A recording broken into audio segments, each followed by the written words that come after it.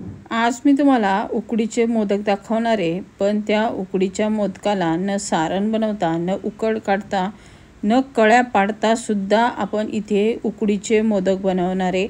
ही पद्धत 100% वेगळी आहे आणि याआधी तुम्ही कधीही बघितली नसेल अशी एकदम नवीन रेसिपी खास तुमच्यासाठी घेऊन आलेली आहे, गणपती स्पेशल। आपल्याकडे आता लवकरच गणपतीचे आगमन होणार आहे आणि गणपतीची तयारीसुद्धा सुरू झालेली। त्यासाठी छान असे उकडीचे मोदक मी तुमच्यासाठी घेऊन आलेले आहे। ते कसे बनवायचे ते आज मी तुम्हाला इथे सांगते। त्यासाठी बघा इथे मी ओला नारळ घेतलेला आहे, त्यानंतर त्याच्या पाठीमागचा भाग आपल्याला काढून घ्यायचा आहे। हा नारळ मी फोडल्यानंतर अर्धाच भाग मी इथे वापरणार आहे, तर अर्धी वाटी इथे मी हे नारळ घेतलेले। त्याचा पाठीमागचा आपण हा सर्व काळा जो भाग आहे तो चाकूने आपण ह्या पद्धतीने काढून घ्यायचा। नंतर त्याचे असे काप करून घ्यायचे। बघा पाठीमागचा भाग काढल्यामुळे खूप असं सॉफ्ट पद्धतीने हे कट केले जात आहे। तर आता आपल्याला हे काय करायचं आहे, सगळे कट करून घेतल्यानंतर आपल्याला हे मिक्सरला फिरवून घ्यायचे।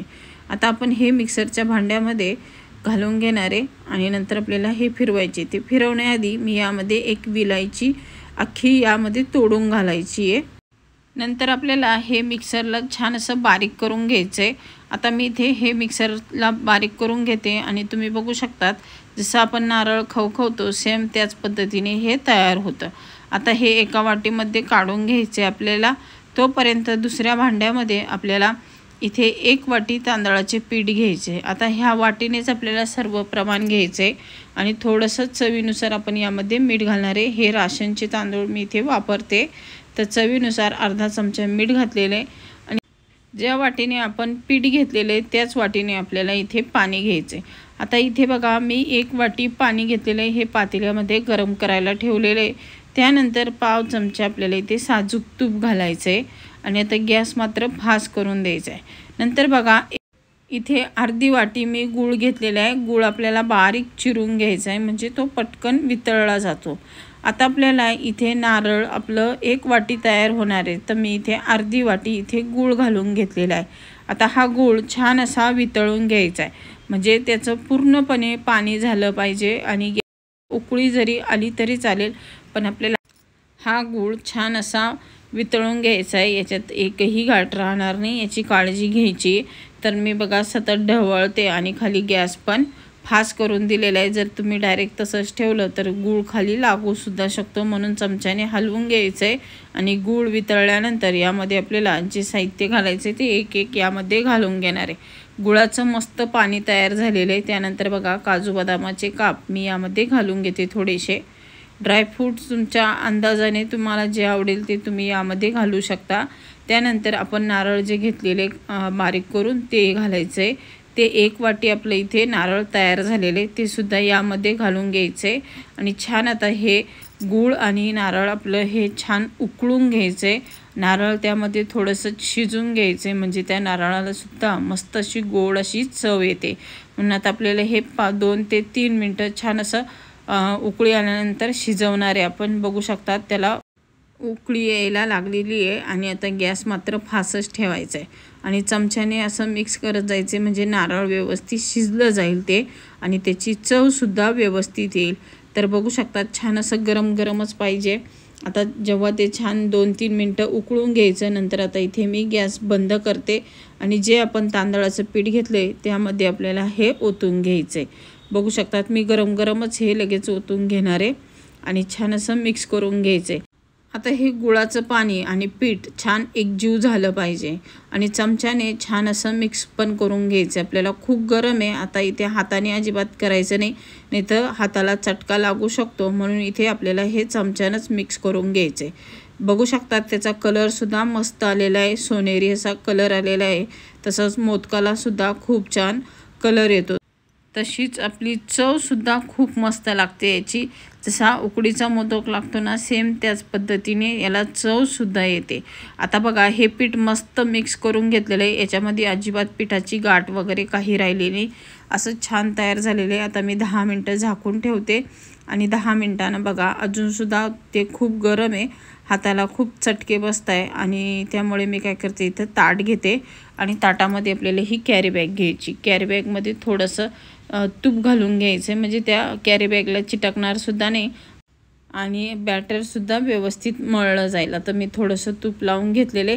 आता पिशवी अशी थोडीशी फोल्ड करते. त्यानंतर जे पीठ आहे ते यामध्ये भरून घ्यायचे आपल्याला सर्व. मी यामध्ये हे काढून घेते. बघा थोडंसं घट्ट वाटतंय, पण हे घट्ट नाही आहे, जसं आपल्याला पाहिजे सेम त्याच पद्धतीने झालेले. खूप छान अशी उकड निघालेली त्याची. आणि बघा इथे उकड काढण्याची सुद्धा गरज पडलेली नाही आहे आणि सारण आपल्याला वेगळं करायची गरज पडलेली नाही. दोन्ही एकत्र करून एकदम मस्त मोदक होतात. मी तुम्हाला पुढे दाखवणारच आहे हे मोदक कसे बनतात. तुम्ही जर ह्या पद्धतीने मोदक जर बनवले ना, एकदा करून बघा, त्याची चव एवढी छान लागते ना, तर परत तुम्ही ह्याच पद्धतीने बनवशाल. जुन्या पद्धती सर्व विसरून जाल. आणि ही झटपट पद्धत आहे बघा. भांडे पण भरवायची गरज नाही एकाच याच्यामध्ये. आणि दोन्ही रेसिपी तयार झाल्या. आणि मेन म्हणजे आपले उकडीचे मोदक या पद्धतीने खूप सोप्या पद्धतीने तयार होतात. आता पीठ बघा मळल्यानंतर अजूनच छान कलर आलेला बघा, याचा असा गोल्डन असा कलर आलेला आहे. आणि ह्याच पद्धतीने आपला कलर आला पाहिजे मोदकला, म्हणजे हे बॅटर आपलं परफेक्ट तयार झालेलं आहे. बघा मी थोडासा गोळा काढून दाखवते. आणि हाताला सुद्धा चिटकत नाही बघा, व्यवस्थित असं तयार झालेलं आहे. आता आपल्याला इथे साचा घ्यायचा आहे आणि साच्यामध्ये थोडंसं तूप लावून घ्यायचं साच्याला आतून, म्हणजे हा चिटकणार नाही. तसा पण त्याच्यामध्ये सुद्धा आपण तूप घातल्यामुळे तो चिटकणार नाही आहे. पण थोडासा तुपाचा हात लावला तर एकदम अलगदपणे हा साच्यातून बाहेर येतो. तर बघा छान असा गोळा थोडासा हातावर मळून घ्यायचा आणि ह्या पद्धतीने ठेवून घ्यायचा. आणि नंतर साच्यामध्ये ह्या पद्धतीने सेट करून घ्यायचा. आणि बघू शकतात झटपट होतात, जास्त वेळ लागत नाही. पटापट आपले हे मोदक तयार होतात. 5 मिनिटात मी हे सर्व मोदक तयार करून घेते. मी तुम्हाला दाखवते मोदक कशा पद्धतीने तयार झालेला आहे. एकदम मस्त असे मोदक आपले तयार होतात. आता मी तुम्हाला दाखवते. हे बघा एकदम मस्त असा मोदक तयार झालेला आहे. छान अशी चकाकीसुद्धा आलेली, कलरसुद्धा खूप सुरेख आलेला आहे, जसा पाहिजे तसा. त्यानंतर आपल्याला इथे बघा टरबूजाची जी बी आहे 4 मगज, ती आपल्याला लावून घ्यायची. या पद्धतीने दिसायला सुद्धा सुबक दिसेल, तसाच खायला सुद्धा मस्त लागेल. सर्व मोदक मी इथे तयार करून घेतलेले. 5 मिनिटात मी इथे 17 ते 18 मोदक तयार झालेले. थोडंसं स्पीड बाकी सर्व मोदक आपले इथे तयार आहे. आता चाळणीवरती वाफवून घ्यायचे. खाली पातेल्यामध्ये पाणी ठेवायचं 1 तांब्या. नंतर चाळणीला ह्या पद्धतीने तूप लावून घ्यायचे. तुम्हाला पाहिजे असेल तर तुम्ही इडली पात्रामध्ये सुद्धा उकडून घेऊ शकतात. आता हे बघा अशा पद्धतीने मी थोडंसं तूप लावलं म्हणजे ते मोदक चिटकणार नाही. तर आता आपण हे सर्व मोदक ह्या पद्धतीने ठेवून घेणार आहे. जर तुम्हाला माझी रेसिपी आवडली तर प्लीज लाईक, शेअर आणि कमेंट करा. आणि अजूनपर्यंत माझ्या चॅनलला सबस्क्राईब केले नसेल तर सबस्क्राईब करा. आणि लाईक केल्यानंतर हाईप करायला मात्र विसरू नका. आता बघा हे सगळे मोदक मी व्यवस्थित ठेवून घेते. आणि आपण नेहमी मोदक उकडताना 10 ते 15 मिनटं उकडतो, पण हे आपल्याला 25 ते 30 मिनटं उकडून घ्यायचे. कारण की आतमध्ये पण पीठ आहे, त्यामुळे याला 25 ते 30 मिनटं फास्ट गॅसवर मी हे उकडून घेणार आहे. आणि 25 ते 30 मिनटानंतर मी तुम्हाला दाखवते. मोदक बघा किती छान दिसत आहे, कलर पण खूप सुरेख आलेला आहे याचा. आणि जसे पाहिजे तसे आपले मोदक इथे तयार झालेले आहे. आणि एकदम मस्त असे उकडीचे मोदक आपले तयार आहे. जास्त झंझटमारी न करता, न आपल्याला इथे सारण बनवता, न उकड काढता, न कळ्या पाडता सुद्धा झटपट होणारे आपले गणपतीच्या आवडीचे तांदळाचे उकडीचे मोदक तयार आहे. ही रेसिपी कशी वाटली?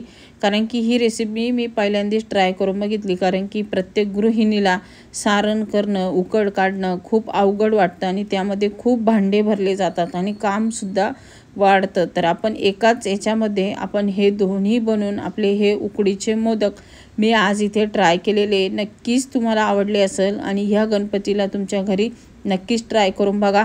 आणि बघा ह्या उकडीच्या मोदकाला वरतून अशी छान अशी तुपाची शाईन आलेली आहे. आणि तसेच खायला सुद्धा उकडीच्या मोदकासारखेच लागतात. आपले इथे उकडीचे मोदक तयार झालेले.